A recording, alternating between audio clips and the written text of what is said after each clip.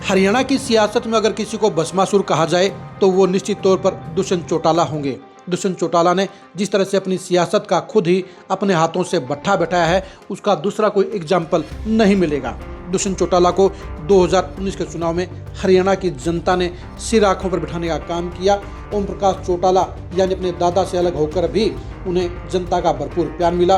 उन्हें इनेलो के 90% वर्करों का समर्थन मिला और 11 महीनों की उनकी पार्टी के 10 एमएलए बन गए, जिसके बलबूते पर वो डिप्टी सीएम भी बन गए। लेकिन दुष्यंत चौटाला ने 4.5 साल में ऐसे कारनामे किए जिसके चलते वो नायक से खलनायक बन गए और उनकी सियासत का बंटाधार हो गया। नमस्कार, मैं हूं कुलदीप शिवरान। आज खरी न्यूज़ में हम चर्चा करेंगे दुष्यंत चौटाला की उन गलतियों के बारे में जिन्होंने उनका बंटाधार करने का काम किया।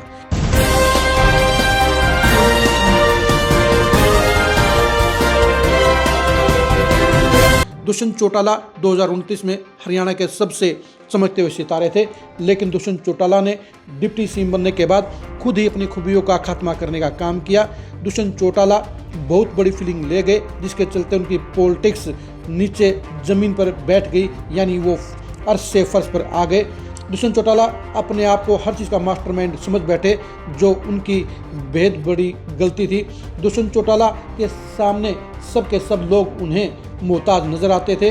दुष्यंत चौटाला ने किसी की कोई अहमियत नहीं समझी और दुष्यंत चौटाला की तानाशाही के रवैये ने उनका बेड़ा गर्क करने का काम किया।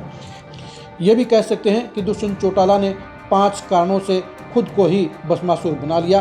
कारण नंबर 1, दुष्यंत चौटाला को उनके साथियों ने युवा देवीलाल के तौर पर पेश करने का काम किया था।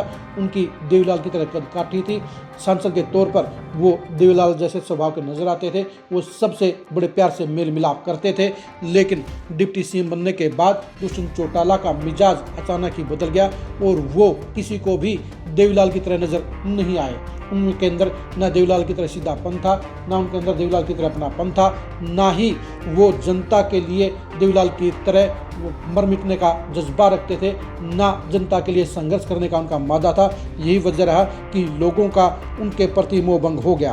कारण नंबर 2, दुष्यंत चौटाला भ्रष्टाचार के आरोपों में घिर गए। रामकुमार गौतम ने उनके ऊपर जो आरोप लगाए थे कि खोपर अकेला ही जम गया, वो जनता की नज़रों में जम गया।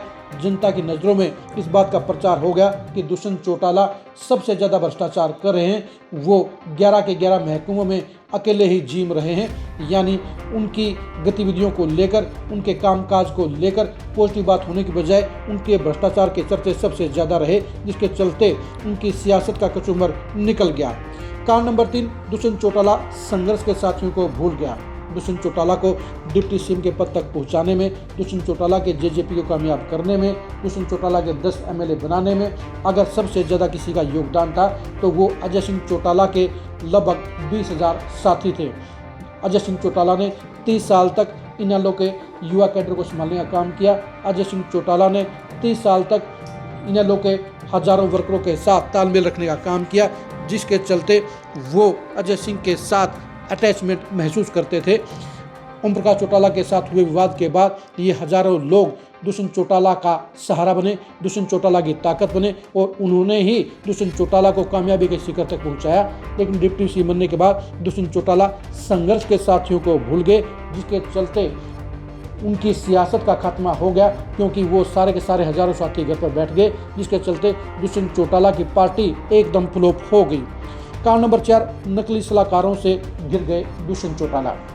दुष्यंत चौटाला अपनी सियासत में ये गलतफहमी पाल बैठे कि उनको किसी की ज़रूरत नहीं है, उनको किसी सलाहकार की ज़रूरत नहीं है। संघर्ष के समय उनके साथ में कई काबिल सलाहकार थे, लेकिन डिप्टी सीएम बनने के बाद दुष्यंत चौटाला ने उन तमाम रणनीतिकारों को हाशिए पर डाल दिया, उनको इग्नोर करने का काम किया और सारे फैसले खुद लेने का काम किया।